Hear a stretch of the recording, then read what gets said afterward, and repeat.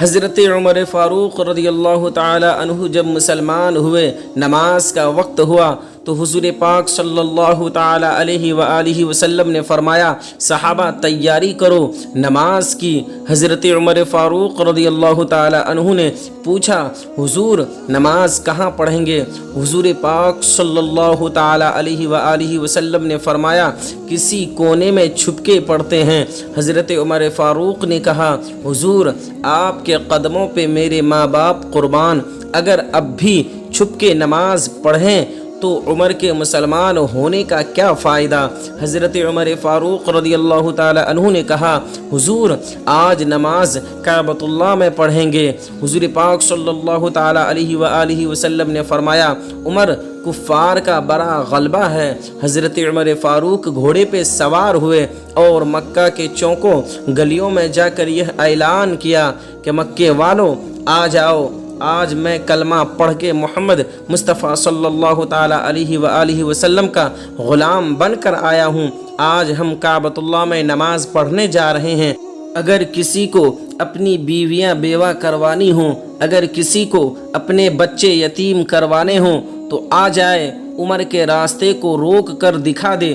جب عمر فاروق رضی اللہ تعالی عنہ مسلمان ہوئے تو مکے کے کافروں نے گلیوں میں نکل کر ماتم کیا کہ ہائے آج آدھا مکہ ہم سے چھینا گیا۔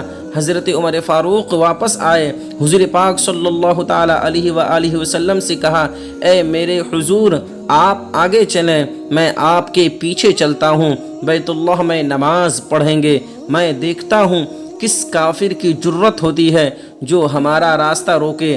با سلامت بیت اللہ کے دروازے پر پہنچے۔ جب بیت اللہ کا دروازہ کھلا تو نبی پاک صلی اللہ تعالی علیہ وآلہ وسلم نے خوشی میں نعرہ تکبیر خود بلند کیا، اور جب نبی پاک صلی اللہ تعالی علیہ وآلہ وسلم نے مکہ سے ہجرت کی اس وقت بھی حضرت عمر فاروق نے انوکھی ہجرت کی۔ سب سے پہلے بیت اللہ کا طواف کیا، پھر گھوڑے پہ سوار ہوئے اور مکے کے گلیوں میں اعلان کیا کہ آج میں ہجرت کر کے جا رہا ہوں مدینہ اپنے محبوب محمد مصطفیٰ صلی اللہ تعالی علیہ وآلہ وسلم کے پاس۔ اگر کسی کافر میں جرت ہے تو عمر کے راستے کو روکے۔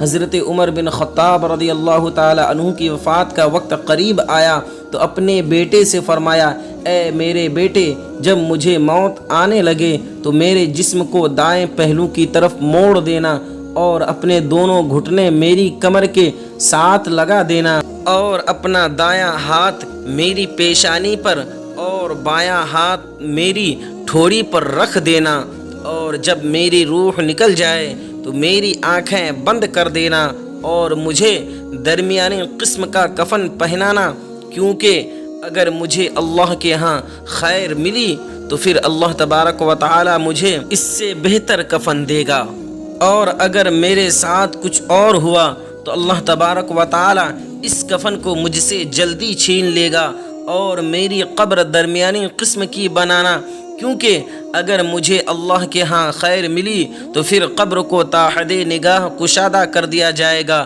اور اگر معاملہ اس کے خلاف ہوا تو پھر قبر میرے لیے اتنی تنگ کر دی جائے گی کہ میری پسلیاں ایک دوسرے میں گھس جائے گی۔ میرے جنازے کے ساتھ کوئی عورت نہ جائے، اور جو خوبی مجھ میں نہیں ہے اسے مت بیان کرنا، کیونکہ اللہ تبارک و تعالی مجھے تم لوگوں سے زیادہ جانتا ہے، اور جب تم میرے جنازے کو لے کر چلو تو تیز چلنا، کیونکہ اگر مجھے اللہ کے ہاں سے خیر ملنے والی ہے تو تم مجھے اس خیر کی طرف لے جا رہے ہو، اس لیے جلدی کرو، اور اگر معاملہ اس کے خلاف ہے تو تم ایک شر کو اٹھا کر لے جا رہے ہو، اسے اپنے گردن سے جلد اتار دو۔